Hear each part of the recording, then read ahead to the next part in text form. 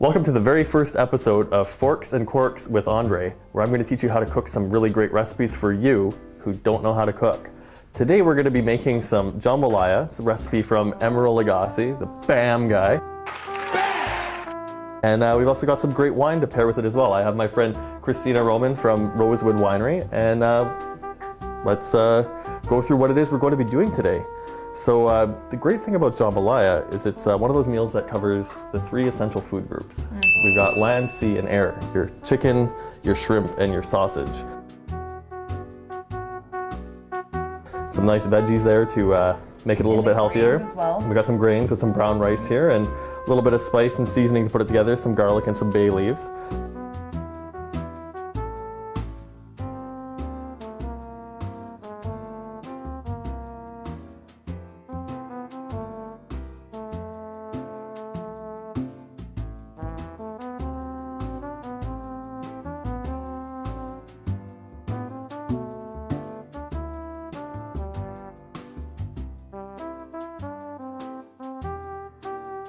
And what we've got to put this all together is some Gewürztraminer and some Riesling.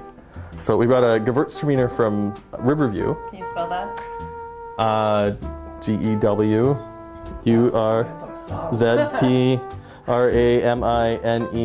The reason I say it is because it's a hard wine to pronounce. I always find a lot of people look at the wine and they say, oh no. Yeah, there's a lot of syllables in there. Yeah, and a lot of weird letters, the T, the R, the Z. So we usually call it the G wine in the industry, and that's okay. Or Gewürz, Yep. we usually just trim it down. So it's totally okay. If you ever see the wine, it's a beautiful wine, just call it the G wine. Just don't worry about it. If not, someone will.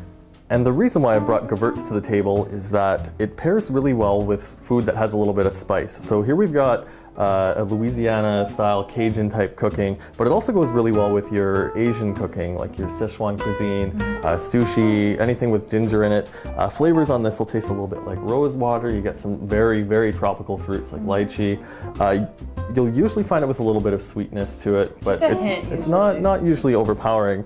And if you ever see it to be a little bit pink, that's okay. Some winemakers actually leave the skin on, so it actually has a little bit of contact. So that's something that looks interesting. People usually see a Gewürztraminer that's a little bit off color. It looks like almost like a salmon. That's totally okay. It just means actually more flavor, more fuller flavors. Now, we've also brought a Riesling, which is another one that goes really well with a lot of spicy food, and it's the Seuss Reserve Riesling from Rosewood. Now, what can you tell me about this wine? So this is the Seuss Reserve Riesling. Actually, both of these wines are made from a very similar region, or originate from a similar region. The Seuss Reserve region comes from Germany. And then the Gewürztraminer, actually, even though it sounds German, comes from France, from Alsace. So they're actually neighboring countries, neighboring regions. And this is the old world. When we say old world, older style countries like Europe have been making wines for a very long time. New world being North America, South America, and Australia. Now for the Seuss Reserve Riesling, the way we make it is we actually hold back a little bit of the juice. We ferment it, and then we add the unfermented juice back in. This has a little bit of a grapey flavor, and that's okay. This wine, lime, lemon, and it really explodes in your mouth. Also peach and apricot. It's got a little hint of sugar, so that's why it goes really nice with something spicy.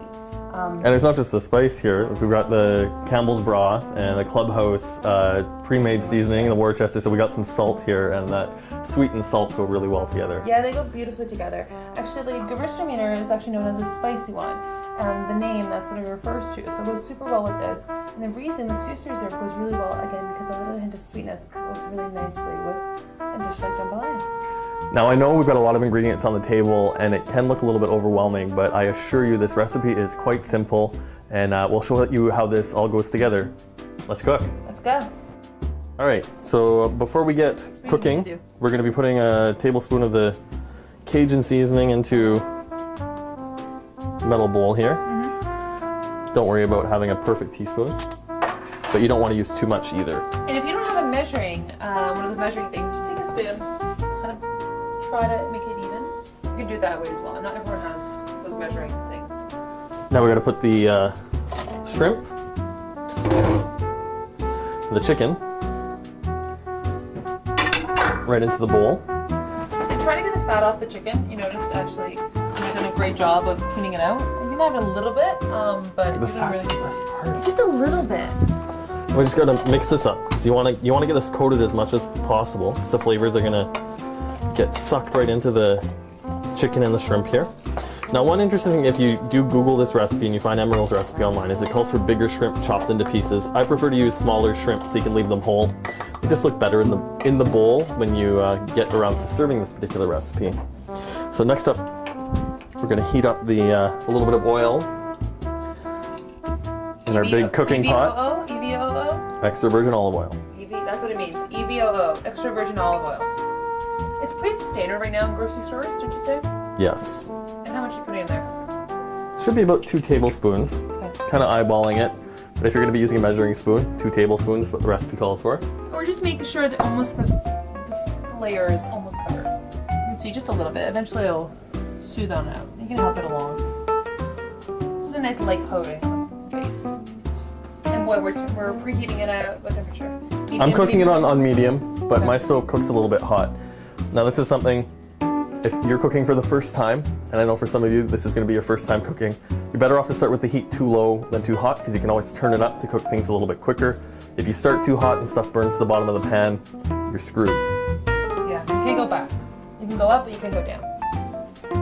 Okay, so next up is we've got to toss the veggies in here and soften them up a bit.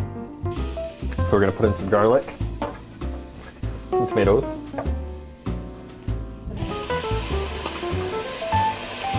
the bay leaves, toss them in there. Toss them right in there. Bam! Bam. We're going to get some Worcestershire and hot sauce. Oh, you can smell the garlic. Hi, Henry. That's Henry. So 1 teaspoon of Worcestershire, and you can measure your Worcestershire over the pot, because if you get a little bit of extra, it's no big deal. Let's see, hot sauce, we want 1 teaspoon. A little bit more. Yeah, we'll put a bit more. Now, I'm a fan of Frank's as opposed to Tabasco or some of the other sauces, just because it does have a lot of flavor to it and it's not too spicy, especially if you're going to be cooking for a crowd and you don't know how people are going to like the food and how much they're going to like the spiciness. We're going to turn the heat down a bit because you can see it's starting to splatter and cook pretty quickly. When you hear it, you can actually, cooking is not just about sight and smell, it's about listening to it as well. So when you hear it really loud like that, you know to turn it down a little bit. So that's another tip. Listen to it. If it sounds like it's cooking a lot, it is cooking a lot. We're going to get the veggies in here. So we've got a 1/4 cup of celery, a 1/4 cup of red pepper, and a 1/4 cup of onions. And once again, when you're cooking with the vegetables, you don't need to be really precise with the amounts that you're going to be using, but you don't want to use too much. So if you can't see the line in your measuring cup anymore, you should be fine. And just let this cook for a bit until the veggies get soft. You can see it's starting to cook to the bottom of the pot, so it's time to get to our next step here. We're going to toss in our rice.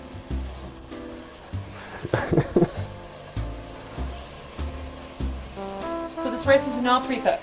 This is not pre-cooked rice. This is just good old yellow label, no name brown rice. And we're using brown rice because of texture. But You can use any sort of rice. I've actually, one of my favorite modifications on this recipe is I make a Canadian jambalaya, or if I can get my hands on pickerel or northern pike, I'll use that instead of shrimp. And then I'll use wild rice instead of white or brown rice. Oh. We need to put 3 cups of broth in here, mix it in slowly. It's so nice having 2 extra hands here. There we go. So we're turning the heat up. Now that we've put in the chicken broth, we've lowered the temperature of everything in the pot. We need to get it back and boiling and bubbling and simmering. So simmering is when the food is bubbling but not boiling, and you turn the heat back down. And what we're going to be waiting on is for the rice to absorb all this liquid that we've put in the pot, and will absorb all these great flavors of the hot sauce and the Worcestershire, and some of the flavors of the vegetables and the onion and the garlic that we've put in there. And everything is going to get sucked into the rice, and we want to wait till the rice is nice and tender and soft. It's just going to take a little bit of time to cook. Okay, so we've got our pot boiling now. We've put all the liquid, everything in the pot. We're just waiting for the last step to throw the meat in, but we need to wait for the rice to get nice and tender. So what we're going to do, we're going to turn the heat down to just between minimum and 1. It might be different on your stove. You want to make sure that the pot's still going to be boiling, but this is a rolling boil. We need it to be down to a simmer. We'll show you what that looks like in a minute.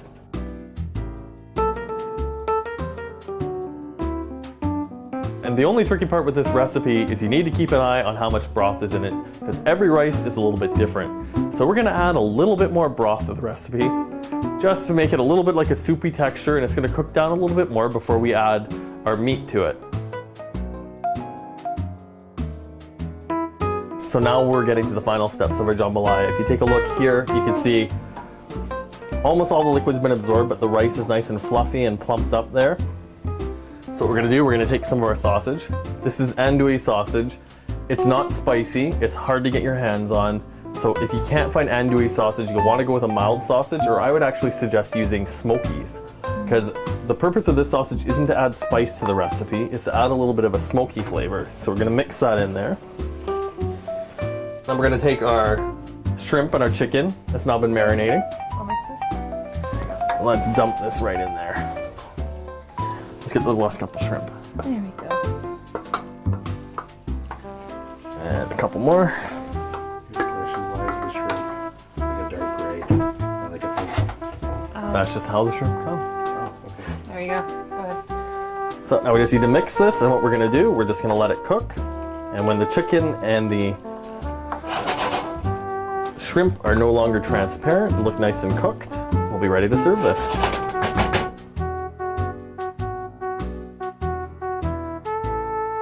So our meat's been cooking, the chicken is cooked, the shrimp is no longer see-through, which means that it's done.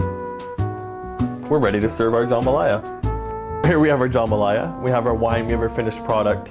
Just so you know, the whole recipe takes about an hour from start to finish. You gotta keep an eye on that rice, make sure it doesn't go undercooked or overcooked.